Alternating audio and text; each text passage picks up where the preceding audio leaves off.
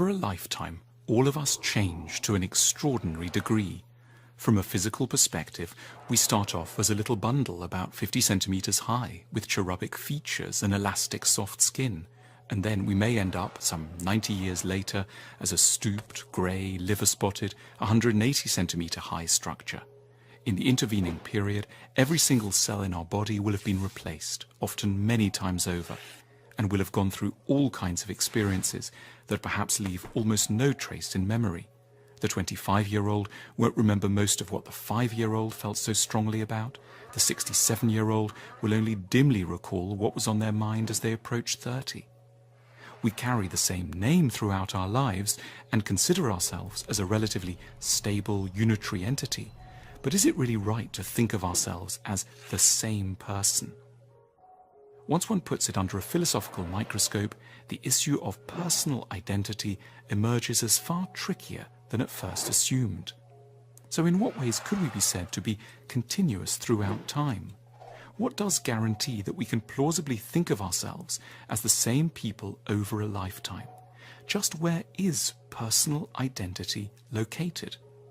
A standard assumption is that it's our body that guarantees our personal identity. This is the theory that a key part of what makes me me is that I'm housed in an identical body. But philosophers like to push this assumption around a little. Imagine if I lost all my hair. Would I still be me? Yes, sure. What if I lost a finger? Yes. A leg? Definitely. Now, what if a malevolent demon appeared and told us that we'd have to lose every part of our bodies, but could keep just one bit? Which bit would it be?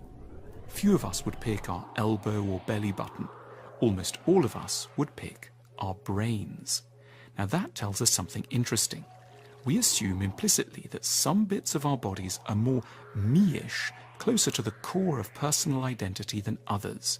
And the most me-ish of all the bits are our brains. Christianity runs a version of this thought experiment.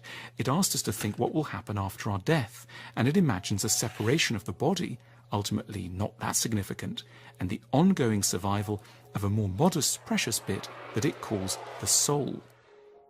There's another version of this thought experiment that two lovers can play. In the early throes of love, two people who've gone to bed together might ask, "What do you really like about me?"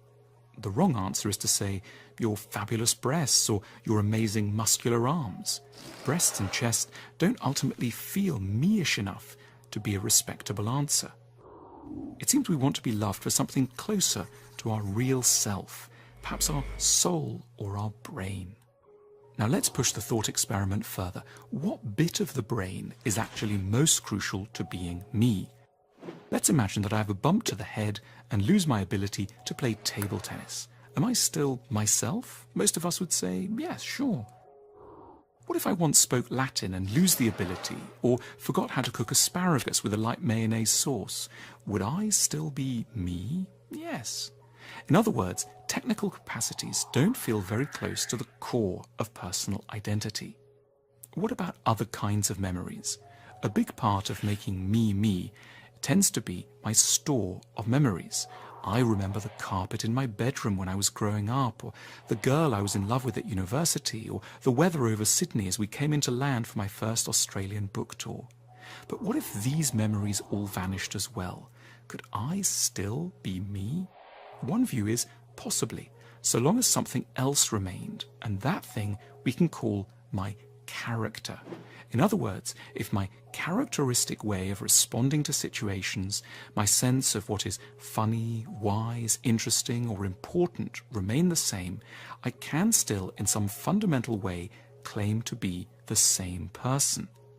My memory store of feelings and behaviors might be gone, but I could be assured of continuing to feel and behave in compatible ways in the future. Those around me would need to keep reminding me of stuff that had happened, but they would still recognize me as me. A fascinating idea comes into view. Personal identity seems to consist not in bodily survival.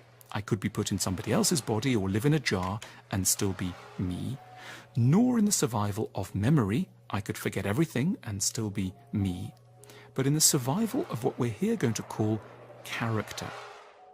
This is an idea attributed to the English philosopher John Locke, who famously wrote that personal identity is made up of what he called sameness of consciousness. If a demon offered us a choice between remembering everything but feeling and valuing very differently, or feeling and valuing the same sorts of things but remembering nothing, most of us would, Locke suggests, choose the latter. So, if we have to boil personal identity down to its essence, it seems to come down to values, inclinations, and temperament. Let's think of death with all this in mind. The standard view of death is that it's sad because it means the end of our identity. Now, it certainly does mean the end if we identify identity with the survival of our bodies or with that of our memories. But if we think that who we are is to a large degree about our values and characteristic loves and hates, then we are, in a sense, granted a kind of immortality, simply through the fact that these will continue to live on in our species as a whole, lodged here and there outside of their present home. Perhaps what we have learned to call me was only ever a temporary resting place for a set of ideas and proclivities that are far older and are destined to live on far longer than our bodies. We might attempt to be less sad about death by letting go of the idea that we are a particular constellation of physical features. We are always, in a sense, far longer lasting, far more transgenerational as a bundle of inclinations and ideas. We will continue to crop up and live wherever those ideas that are most characteristic of us will emerge, as they must, in the generations that are to come. Focusing in on questions of identity has the paradoxical and rather cheering effect of making us both less attached to certain bits of us and more confident that the really important things about who we have been will survive, in a way, long after our bodies have returned to dust and our memories have been obliterated.